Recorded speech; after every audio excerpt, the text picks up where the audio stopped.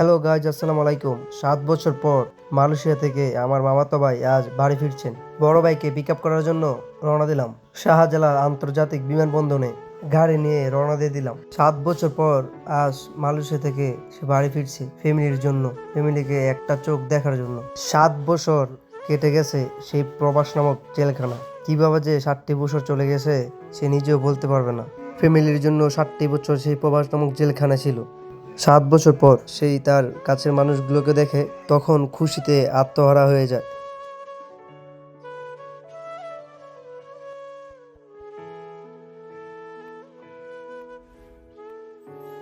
7 বছর পর যখন তার ফ্যামিলিকে দেখে তখন সেই প্রবাস নামক জেলখানার 7 বছরের সব কষ্ট এক নিমিষেই দূর হয়ে যায়। সেই ফ্যামিলির জন্যই 7টি বছর সেই প্রবাস নামক জেলখানায় ছিল। প্রবাস নামক জেলখানায় যতই কষ্ট হোক না কেন, একবার দেশে ফিরে যখন নিজের আপনজনকে, নিজের আপন মানুষগুলোকে দেখে তখন সেই প্রবাস নামক জেলখানার যত কষ্ট দুঃখ সব এক নিমিষেই দূর হয়ে যায়।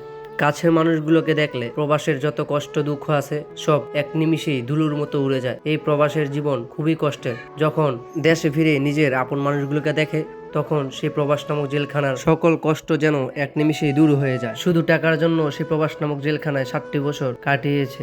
এই টাকার জন্য কত যুবক প্রবাস নামক জেলখানায় পড়ে আছে, ফ্যামিলি, ভাই ব্রাদার, আত্মীয় স্বজন সবাইকে ছেড়ে শুধু টাকার জন্য পড়ে আছে সেই প্রবাস নামক জেলখানা। সকল প্রবাস ভাইদেরকে জানাইছিল টাকার জন্য তার নিজের ফ্যামিলিকে ছেড়ে সেই প্রবাস নামক জেলখানায় পড়ে আছে। ভিডিওটি ভালো লাগলে সবাই শেয়ার করে দিবেন।